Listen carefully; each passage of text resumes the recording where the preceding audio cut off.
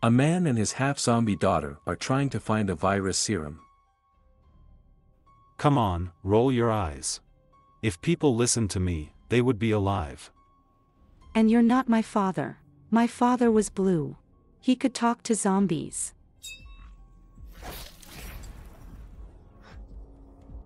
Hello everyone, Movie Jack is in touch, and this is a short retelling of the 3rd, 4th and 5th episodes of the 4th season of the zombie series Nation Z. Without any words, the series turned out to be powerful for events. Fans of the video genre will definitely roll in. Therefore, if you are on this channel for the first time, then follow the links in the description and watch the series from the very beginning. And as soon as this video gets thousands of likes, I release the next part. Enjoy watching.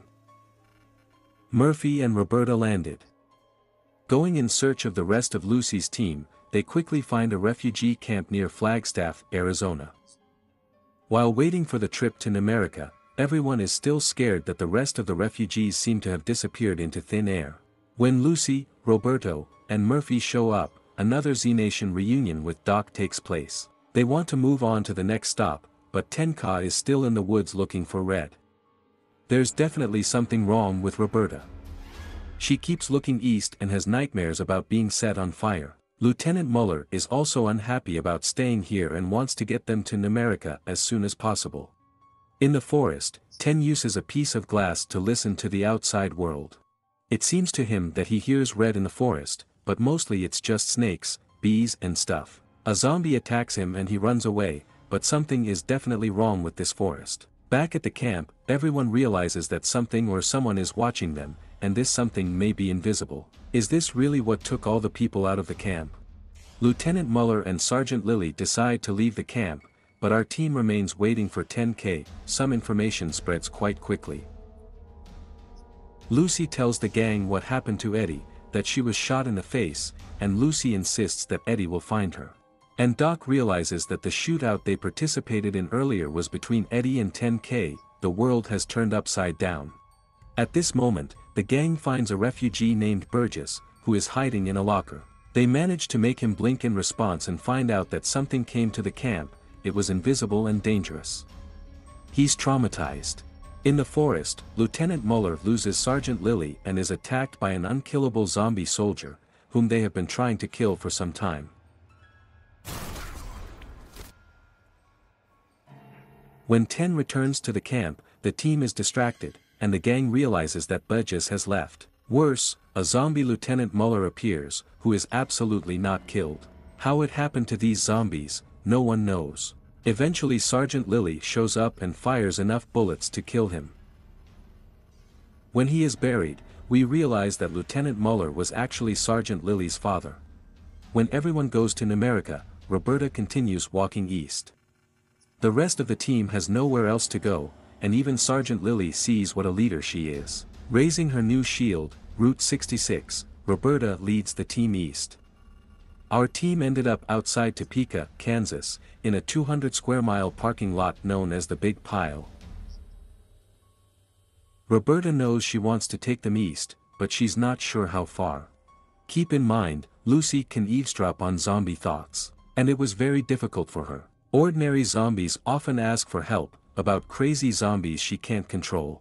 And they are also very difficult to kill. 10K Doc talk heart to heart. In addition, they have a 10-mare plan that they will always leave each other a sign. 10K still hopes that Rajiva, he is wondering how to find her. There is not much time left, because the team is interrupted by zombie rats. Big, terrifying ones. They manage to escape from them, but in horror, a team of Black Zone operatives captures Lucy in an electrified network. While Murphy and Roberta are fighting to save her, Roberta sees that strange hellish world again. You remember that Dr. Harold Teller advised her to pay attention to these visions, but what does she see? What is this place? And then comes a strange moment for Murphy. He is wounded in battle and somehow, when he tastes blood, something happens. Is he turning into a zombie again? The team is then attacked by a group of Enders who take all their supplies. As they are about to move on, the team realizes that Roberta is still leading them. She's unstoppable, and it's getting hard to handle. And then the team arranges an intervention to tell Roberta that they are not sure that she is leading them the right way. She tells them about her visions of this hellish place, where a black ash rain melts everything she touches. In the end, this is not enough and everyone votes to continue going east or go north to Numerica. The vote is taking place, they are heading to Numerica. Making their way north, the team finds a zombie with a bunch of ammo and weapons attached to it. When they decide to take a few pieces, they realize that it is mined. Sergeant Lily manages to defuse the bomb, and they are loaded with ammunition again. But they are immediately attacked by a crazed zombie. The superheroine Roberta, running with her shield, Zet Nation Ruth 66, saw the lighthouse and flies away. Leaving the team, she rushes to him and while climbing, experiences déjà vu. She's been here before. Maybe in a different costume, but it feels like a flashback. When Lucy finds another zombie booby-trapped with a bunch of grenades, she refuses to leave her. He and Murphy argue about the fate of the girl, and when Lucy does not leave, Murphy kills a zombie. They all manage to escape just in time when the grenades explode, and although Murphy is glad that Lucy is safe, she completely rejects him. Also, yes, Murphy is definitely getting a taste for human flesh again. This is not good at all. The team listens to the radio and learns that Kai and her baby are alive at the Northern Lights listening point, but the fate of Citizen Z is still unknown. Operation Bittermark remains unified, and everyone is moving east. The group continues east, following Roberta. She is not sure where to go, but she knows that she is going to that black rainbow that she constantly sees in a hellish vision. The gang comes across an abandoned truck on the road and it turns out to be a trap. Soon a terrible noise knocks them all to the ground, and they lose consciousness. When the gang comes to, they discover that they are imprisoned in a box similar to a coffin. From time to time, the boxes are moved, and the gang wakes up and finds that they are doing a task. The team must complete each task in tandem with another person who may try to kill them. In one of the tasks, Roberta must clear the elevator. Just as she is about to finish her work, there is another noise that knocks her out of the rut. It starts happening again and again. In another task, 10K and Doc have to turn off the green gas using only one gas mask. In another task, the sergeant must avoid the rapist while killing zombies.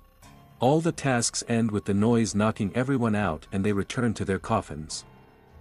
The team experiences feeding time when they are fed dog food. The gang draws a map using dog food. The noise is heard again, but the team manages to memorize the escape plan. Although they manage to escape, they are immediately put back in the box. Finally, Lucy talks to a zombie named Carson, who helps them get out and escape. This time, when they hear the sound after escaping, they run away from it so as not to lose consciousness again. They escape from the bunker as fast as they can and soon find themselves in front of the truck that kidnapped them for the first time. They don't know what kind of place it was, and they're not going to stay here to find out. Murphy was bitten by a zombie, and it looks like he's turning into a zombie again. So, the team continues to move east. Exhausted, but ready for new challenges.